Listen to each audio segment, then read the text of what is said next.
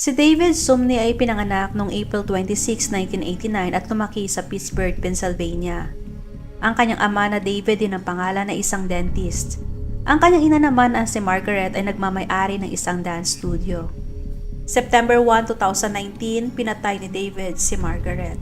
Isang anak ni Margaret ang tumawag kay David at tinanong kung nasaan ang kanilang ina.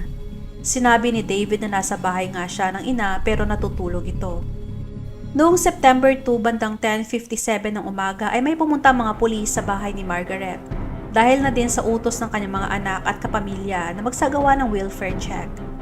Pinilit nilang pumasok sa bahay at nung nakapasok na sila ay nakita nila ang mga kumalat na dugo.